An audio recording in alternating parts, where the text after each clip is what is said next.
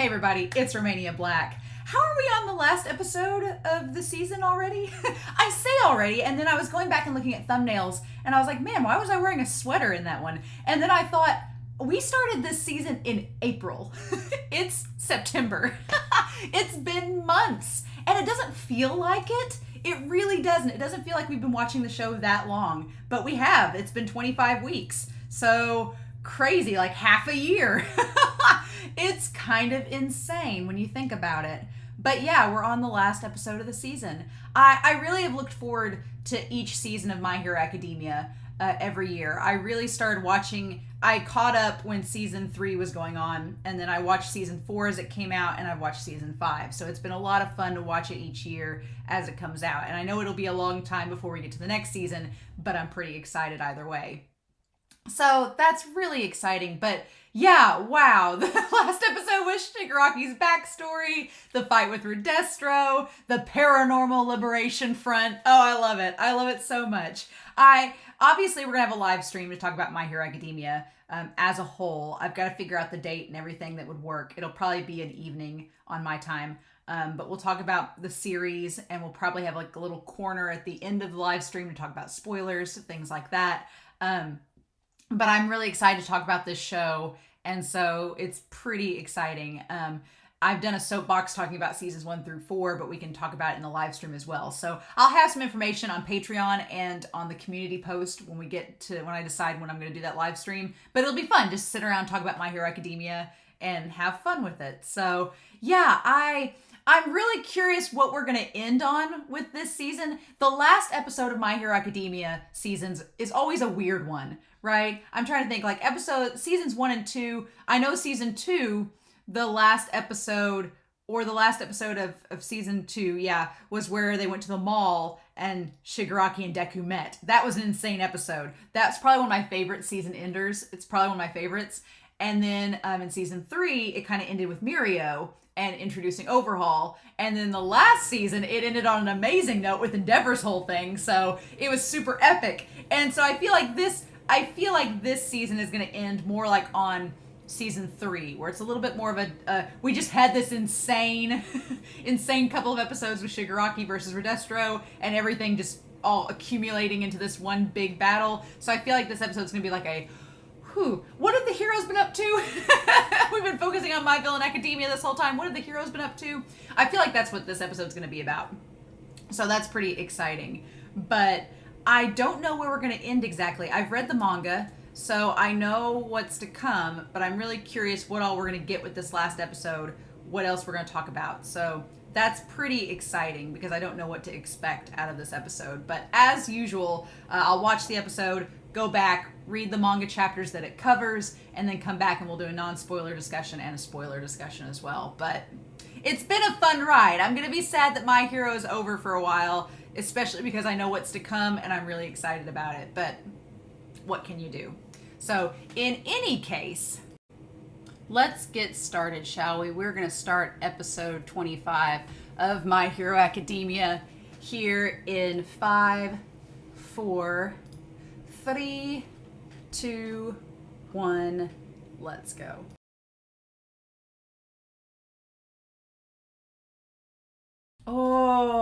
This was a really good season finale. I really liked this for a lot of reasons. It's without spoiling anything, I'll talk a lot in the manga spoilers about this, but without spoiling anything, this whole season has been a reworking of the timeline as far as how things go in the manga. And what I mean by that is that if you go back and read the manga, things happen in a different order for this season.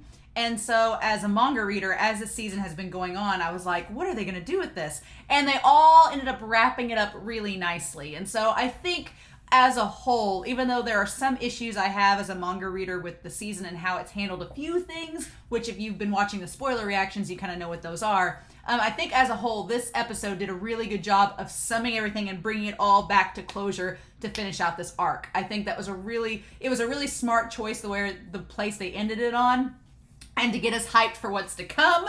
And so there's so much to talk about. So without spoiling anything, it's a little bit harder, but there are some things I want to talk about. So going back to this episode, the whole thing with Shigaraki, and you can kind of see, we get to see getting a little bit without his hood off, and I'm sad that they didn't focus on that, but I guess we'll get that next season.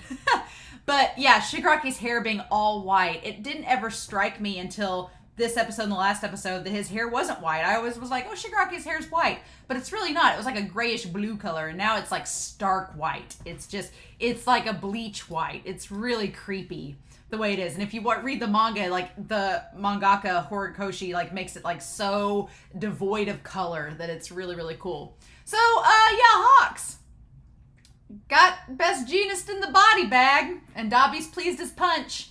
And I like that Dobby says, whether this is real or not, it means you did kill someone. So Dobby's even not sure if it's truly best genist in the bag, or if it's best genist and he's faking it. We don't know. But his whole point is like, whether or not this is really best genist, it does mean you killed someone. So Hawks is not morally above it like a hero is supposed to be. So that's interesting. And Hawks would be the one that could be morally gray because he's the double agent. And I love the twinkle in Dobby's eyes. He's like, I ship Dobby and Hawks a lot. And I'll talk more about that in the spoiler discussion. But yeah, so the idea is that Hawks is figuring out, crap, they have an army.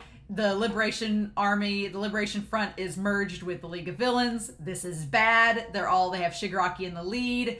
They have the Nomus. This is a bad situation because now they not only have the high-end Nomus that are a threat, but they have Shigaraki as the leader, and they have an actual army of 100,000 that are ready to go that could take out the heroes. So this is a legitimate threat. It's gone from just being like, oh, we're worried about this, to we should be worried about this. This is bad. This is not going to be good for Japan if we let this go on. And I like the Hawks. Hawks is so casual that he just going around the group. This whole scene of them just hanging out, it reminds me a lot of, if you've ever watched the original Teenage Mutant Ninja Turtles movie, the one that came out in like 1991, it's the scene where they're like in the abandoned warehouse and the MC Hammer song is playing, and it's like everybody just chilling out, hanging out, being bad. That's like this, because this one girl's like, oh my gosh, I can't believe Hawks is here. Like, Hawks is a Liberation member. It's like having the celebrity you find out is in the secret club.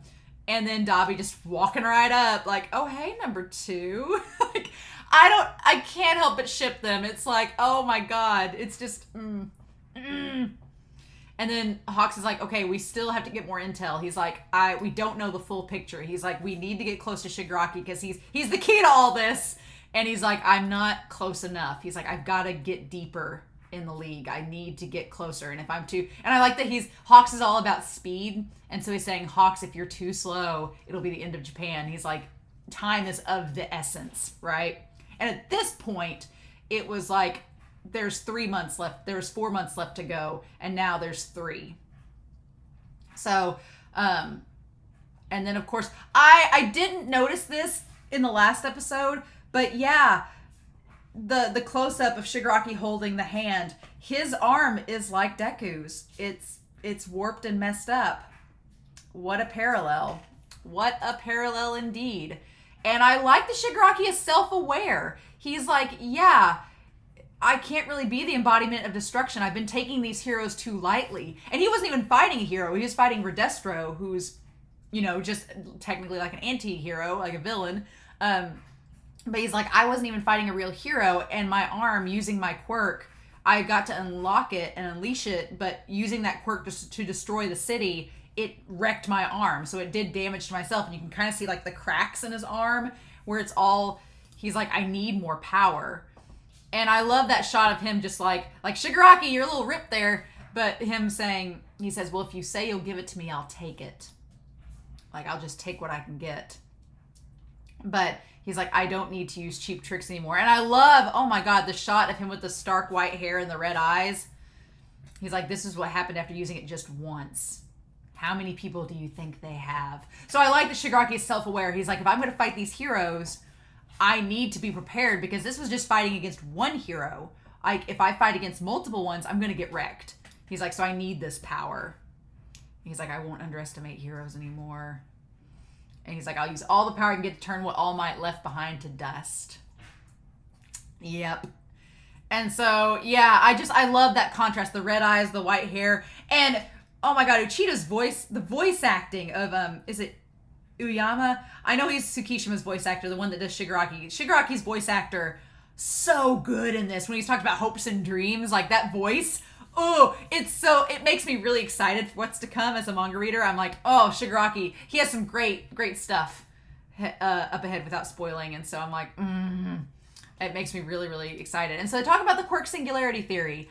And this is really interesting. The idea that All for One kind of saw it coming and read the writing on the wall. And this doctor's like, no one took me seriously except All for One. He's like, we've been seeing this since the 4th generation, which I find interesting, that it took 4 generations for the whole Quirk singularity thing to start popping up. Where basically, I like that he uses the analogy of hardware. And he's putting it in Shigaraki's terms where he can understand it. Because Shigaraki's kind of like a gamer. He talks about video games and leveling up and bosses and things like that. And the doctor's like, okay, here's this way to look at it. If you don't have the right hardware, you can't hold all the memory, right? And All for One would know this because All for One's quirk is collecting quirks. So he's kind of like, All for One is kind of like the baby of the singularity theory. He's like the prototype. So he would know what happens when these quirks start to mix. And he's like, the doctor says, if we don't have the right hardware, the body can't keep up. So he's going to modify Shigaraki so that his body is able to hold these quirks.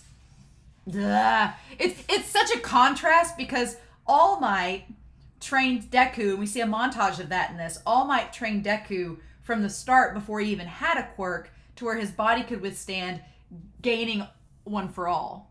Like he just had Deku train naturally so that his body could handle One for All and not just blow up.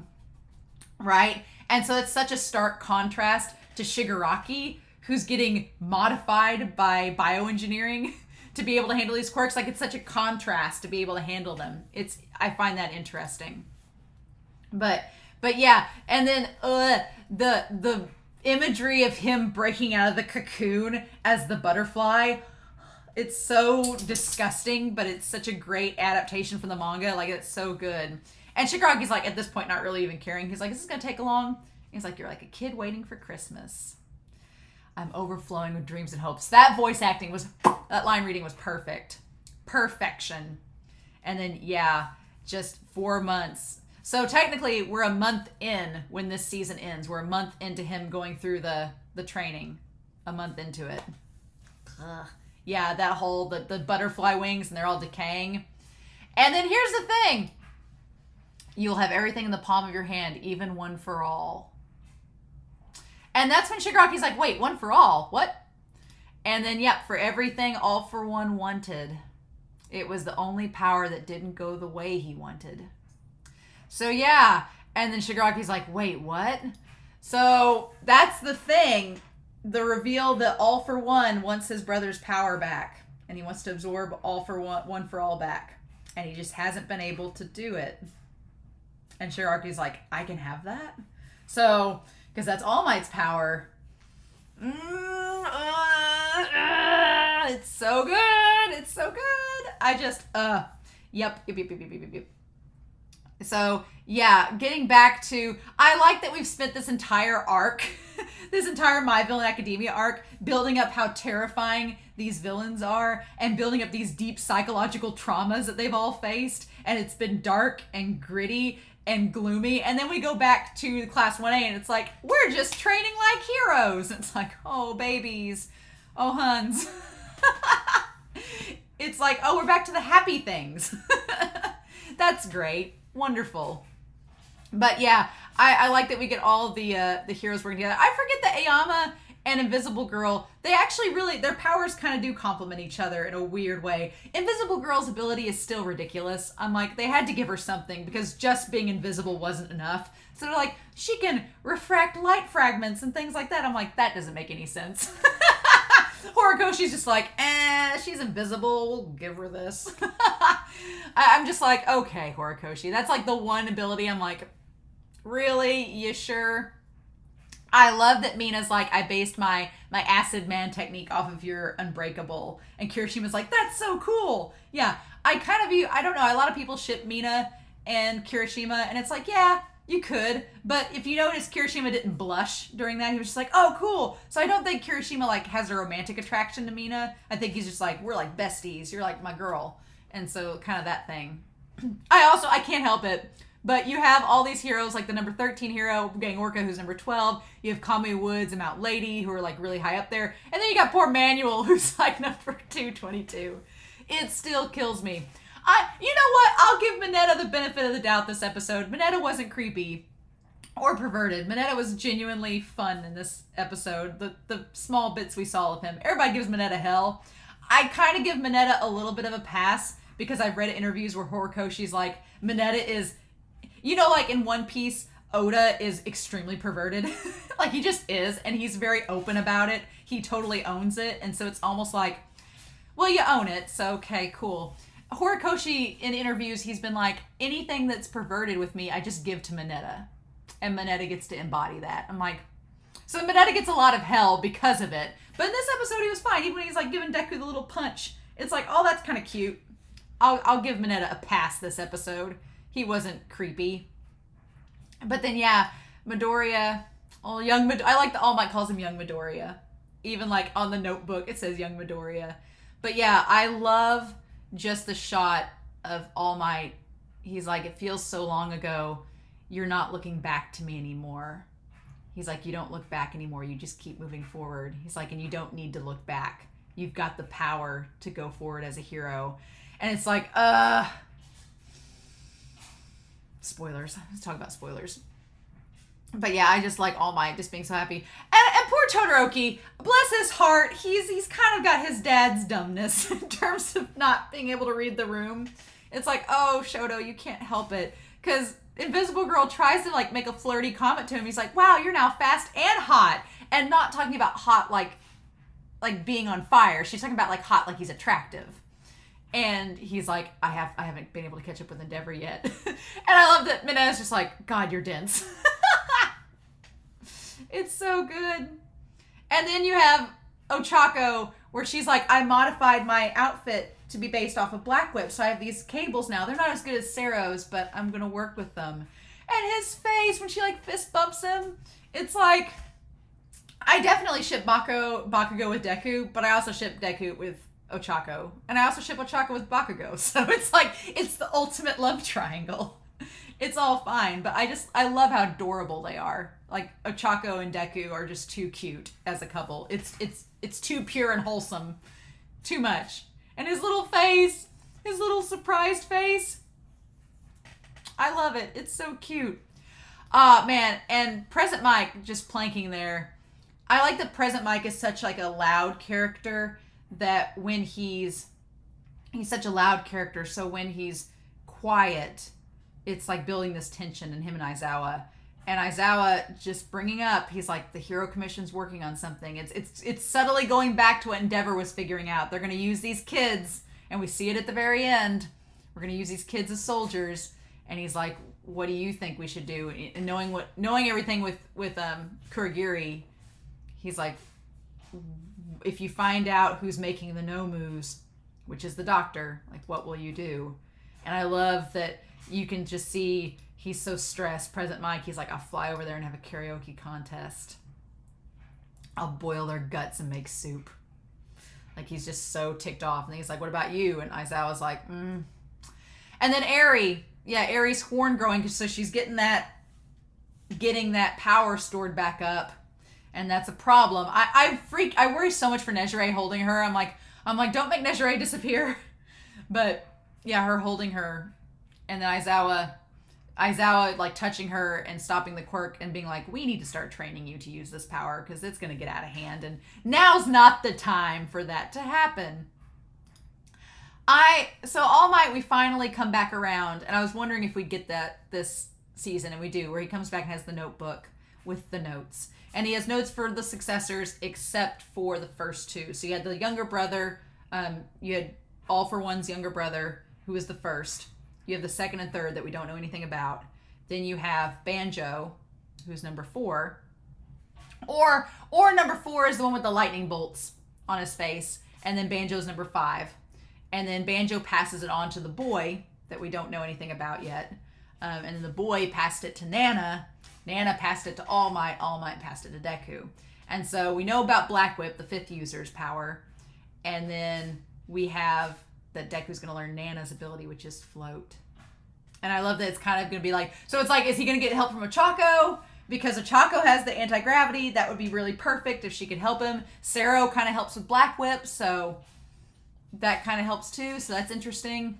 But I like Bakugo establishing, this is the cool thing, and it's not a spoiler, this is just a cool thing that Bakugo notes, that the quirks that the previous One for All users had were not special quirks. They weren't super powerful quirks at all. Like, float is just floating. It's just floating. There's nothing special about it. You know? There's nothing special about it.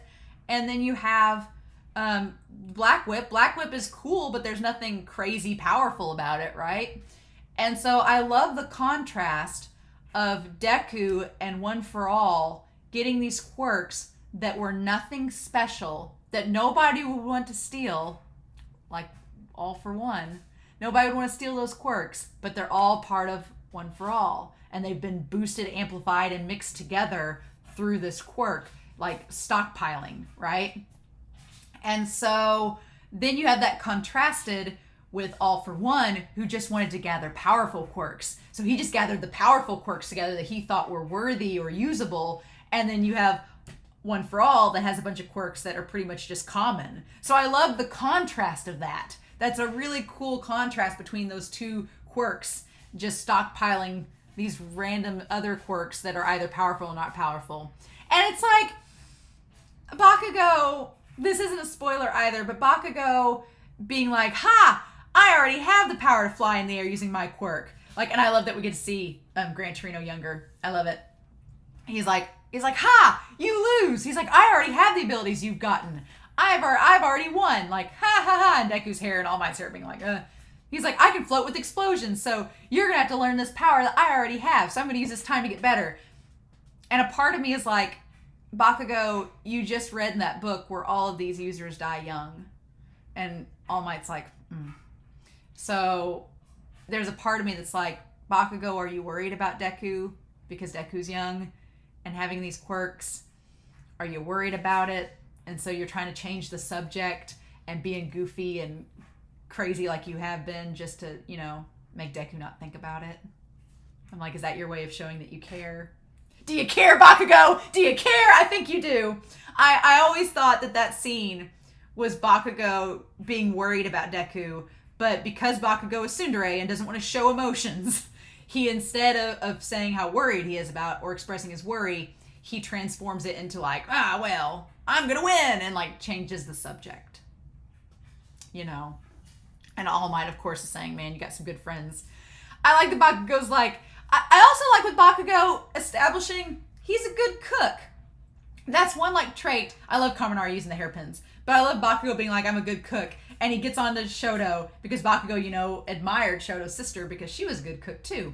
And he's like, who cut these chives? And Bakugo just being so frustrated. I like that Bakugo always strives to be the best in whatever he does, even if it's cooking.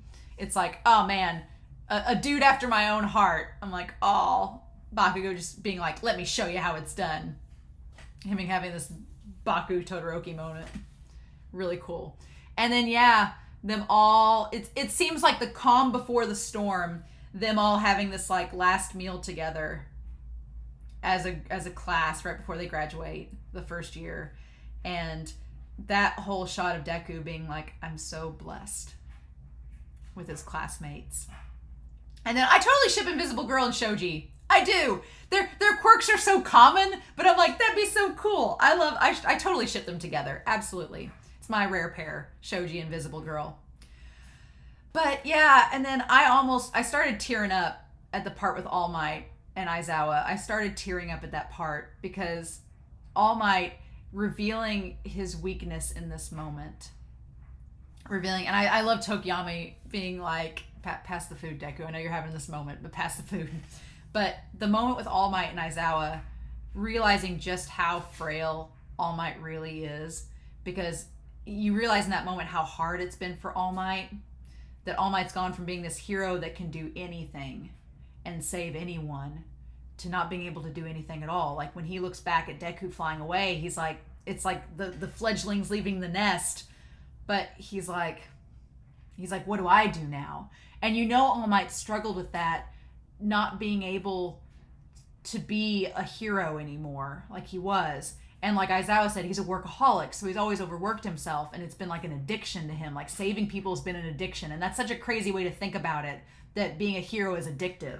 And so now he doesn't have the ability to do that anymore. So the fact that All Might struggled with just living like this it's heartbreaking, because you're like, yeah, what would All Might do? And it's just when a hero like All Might that you've built up in the show as being this amazingly powerful character suddenly admits just how weak he really is. Like he was questioning whether or not he should even live anymore because he felt useless. That's so sad.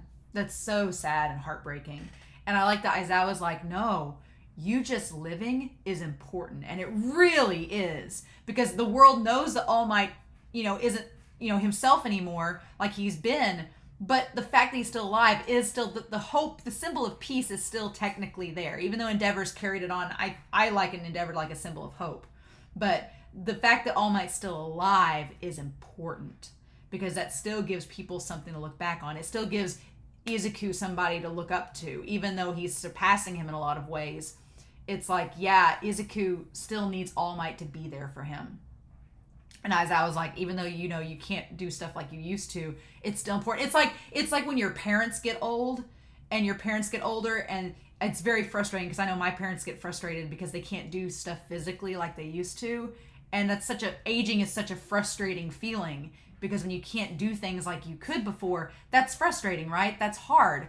And so All Might's kind of going through the same thing. Like he's aging and getting to where he can't, it's like the aging thing. He is aging, but it's like he just can't do stuff like he used to anymore. And that's so frustrating. But yeah, I teared up at that scene. That was so good. That was so good. But yeah, just being able to live. And establishing that he was going to talk to Stain. It's getting postponed, but he's going to talk to him. I'm like, that's a conversation I want to hear. I want to hear that conversation of him talking to Stain. Sure. But I love this moment between Aizawa and him, and just looking up. See, this isn't a spoiler, but in the manga, this was happening around the Christmas time, the Christmas episode. And so in the manga, it was snowing during this scene and being cold. And now it's March, so they just didn't include the snow. But it's still chilly in March, so it all works out. And then All Might thinking of Night Eye's words. It's so good. That scene's so good.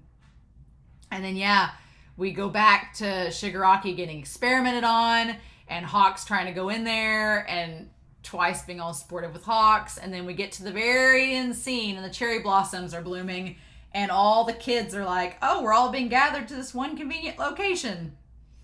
And then it's revealed that Hawks is like, our trigger word was hospital, and it seems like all the heroes are gathering for something. Ooh, exciting. So yeah, I've got spoilers to talk about, but this was a really good season finale, and I think it sets up, whether you realize it or not, it's setting up the next season really well. So the next season, without spoiling y'all, the next season is probably so far my favorite arc of this entire series. So to say I'm excited is an understatement, but and I think a lot of manga readers would agree that the next arc is pretty damn good. So I'm excited, y'all, but I do have some spoilers I want to talk about in the spoiler comments. But in the meantime, this has been a fun season. I hope you've enjoyed the reactions. We will have a live stream where we can talk more about My Hero Academia, and especially the season finale and all of that. But in the meantime, I hope y'all have a wonderful week. Please stay safe, take care, and I'll talk to y'all again soon. Bye. So, spoilers. I do want to talk a little bit about spoilers. Man, like I said, I am happy with how they ended this. This last episode, chapter-wise, was all over the place. We did chapter 240, chapter 256, chapter 257, and the end of chapter 258. So there were parts of 258 that were not discussed in this, so that were not featured in this. So there's that. That's all I can say.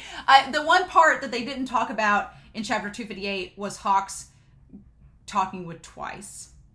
And that last shot where they show Twice looking at him being like, hey, buddy. God, that gutted me. And I couldn't talk about it in the episode. I was like, because the chapter 258 is when Hawks and Twice have that bonding moment. And Twice is like, let's both fly free together. And it's like, Twice is going to gut me in season 6. It's going to gut me. And I hope they do it justice. Because I'm like, damn, the whole Hawks and Twice thing is such a thing. And Dobby kind of foreshadows it here when he opens up the bag of Best Jeanist that we now know is Best Jeanist, but he wasn't dead. It's like that whole part when we get to season 6, we'll talk about it. It still kind of is like not a cop out by Horikoshi, but I'm still like, the logistics are odd. But it is kind of foreshadowing. Dobby's like, it does mean you killed someone. You're capable of killing. And as we see with Hawks in season 6, he is very capable of killing. I am disappointed with one aspect. And like I said, I'm a Dobby Hawks shipper. And so there's one aspect of the manga, and I'll show y'all a picture of it. But it's just, in the manga, Dobby comes up and puts his arm around Hawks. Or it looks like he puts his arm around Hawks. And he's like, hey, friend, you're looking pleased as punch. And in that moment, in the anime, they walk side by side. So it's still kind of the same gist. But I'm a big Dobby Hawks shipper because there's such parallels of each other. And in this moment, I was like, damn, I wanted to see him throw the arm around him. And so I was a little disappointed at that, but I'll take what I can get. Sure. They didn't show Gettin's face yet. So that's interesting. They showed him without the hood off, but they didn't show his face. So I was like, really? I forgot about Shigaraki's whole mantra about wanting to get stronger and about the decay thing nearly wrecking him. I had forgotten about that because this has been a while since I'd read the manga. But the whole preview with all for one, wanting one for all, that being established here, the whole thing of rising out of the cocoon, that being established, that's pretty crazy. And then, yeah, this is all just the calm before the storm, showing these kids being so happy before we go into all this death and destruction. Like, this season's been so weird because it has literally been, oh, here's all these happy, fun moments. Get ready because we're about to destroy all of them. This season, the My Villain Academia arc is just a preview of how dark this show gets. It really is. And I really hope they kind of go all in the darkness in the war arc because it's pretty gruesome at times. I don't know how they're going to... I don't know. But I really hope that they go there. Because I'm like, But yeah, I was going to talk about it, and then I was like, no, that's a spoiler. But the part where Deku is flying and All Might's like, you don't look back anymore. God, all I can think about is where the manga is currently. The bento box scene. I don't think they'll get to the bento box scene in season 6. I think that'll be season 7. But the scene where Deku is going through that whole period of depression post the war arc, and when he flies away from All Might and the bento box falls to the ground and All Might's crying, I'm like, stop! That's all I could think about in this moment because it's such a foreshadowing by Horikoshi. Horikoshi's like, oh yeah, look, Deku's going ahead and All Might's looking back at him, instead of it being reversed like it was at the start of the show. And I'm like, yeah. And then just wait another season or two when Deku's like abandoning All Might and there's bento box on the ground and he's crying. And we're all depressed. It was just such a thing. God. But yeah, and then of course, now that we know that Mineta, the whole debacle with Mineta possibly having a crush on Deku in the manga, it's like that point where he like punches Deku in the stomach. All I could think about was that moment in the manga, and I'm like, man, Mineta, huh? But yeah, I talked about this because I didn't think it was a spoiler, but now we know that Bakugo distracting Deku with the whole, I won, haha. Bakugo does care. He cares a lot about Deku, and he just didn't know how to show it or express it. And this was the very start of it. This was the very start of him, in his own little tsundere way, showing that he does care about Deku, and he is worried about him. And it's that's the one thing. The anime onlys that are Bakugo Deku shippers, y'all have no clue what's to come. It's gonna be so great. Like I said, I ship I ship Bakugo and Ochako. I ship Deku and Ochako. I ship Bakugo and Deku. So I'm like shipping the triangle in all of its ways and shapes and forms. So sure. But I do like Baku Deku a lot.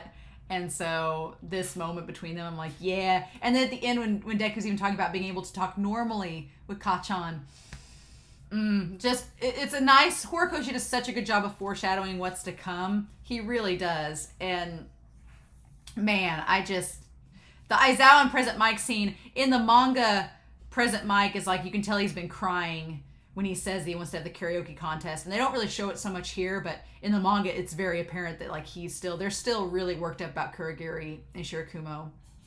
And then, yeah, Eri. And it's such foreshadowing in this.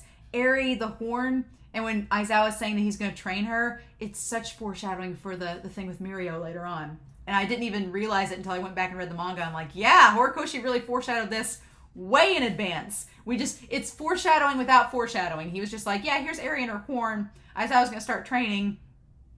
Mirio came and got Aizawa. It's like, put the pieces together.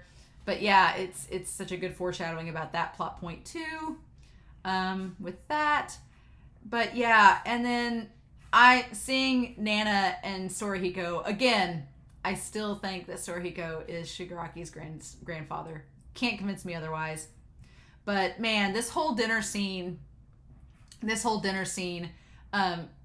so cute. In the manga, it's the Christmas episode that the All Might and Aizawa conversation happens. But God, ending this season with that shot of Deku, where I love that Tokiyami's trying to like, can you pass the food? And Deku's having this inner monologue. So I like it's a nice little meta fourth wall breaking that Tokiyami's like, hey. But what a way to end the season. When you end the season with Deku, and here's the manga shot in comparison. When you end it with him saying, I'm so blessed. And then all the shit that happens in season 6. It's like Horikoshi's like, ah, ha, ha, ha, isn't this cute? Deku's like, everything's happy and I'm so blessed. And get ready for all the pain in season 6. Hope you're ready. It's like, damn. And so then, yeah, the next episode, the next chapter, chapter 258, we get a little bit of it here. We get the cherry blossoms.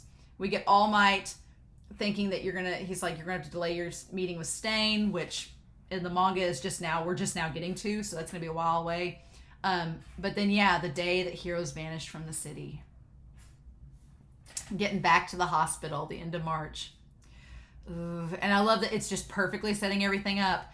And they skip a lot. They skip all the stuff with Hawks, like I said, with Hawks meeting with Twice and them, and they skip all that. But then they cut back to the end of chapter 258 with the little boy with the polka dot hair saying, are you ready to try your best? And he has the Endeavor doll, but he sees the All Might statue and the fist raised in the air, like Endeavor did too. And he's like, yeah. And then we see all the heroes gathering, and we didn't get that in the anime yet because they're wanting to set it all up. But we did get the little shot of all the heroes, all the students gathering, saying we're going to back up the city and help evacuate. And getting everything, spring break's almost over, and getting them all set up. And then that shot with Aizawa and All Might, where he has the thing, because Nine predicted All Might would die a horrible death, and spoilers, we've not gotten that far yet, luckily. But it's just Horikoshi being like, it's going to happen at some point. And it's like, oh. So yeah, this season, I had my issues with some of the animation and some of the decisions on how I had issues with some of the decisions of how they organized things in it. But overall, I was pretty happy with the season as a whole. Like overall, I thought it was a good season and I enjoyed it. I definitely want to talk more in the live stream about it as a whole. But I did like this season. It's weird because season 3 had the big confrontation with All Might and All for One. And then season 4 had Overhaul, which I really liked the Overhaul arc. So it had that. And I really liked the Culture Festival, and I really like Endeavor versus the Nomu. So season 4 was really great for me. Even though it seemed kind of PC to some people, I really liked it. This season, My Villain Academia is definitely the highlight. Definitely the highlight, without a doubt. And it sucks that we had to wait so long to get to it. That's the problem. The problem is we had to get through, like the Class 1A versus Class 1B, it's fine, and I know why it exists. It exists to build up the classes so that when we see them in the war arc and they're upgraded and their powers have upgraded, it makes more sense. Like, it is a necessary character building arc. But I just never, even as a manga reader, I was like, oh, okay, this is fine. Sure, let's get to the good stuff. And that's the My Villain Academia arc. But honestly, season 5 is like that transition arc. Season 5 is a whole transition season. And My Villain Academia is that hint of where it's going, right?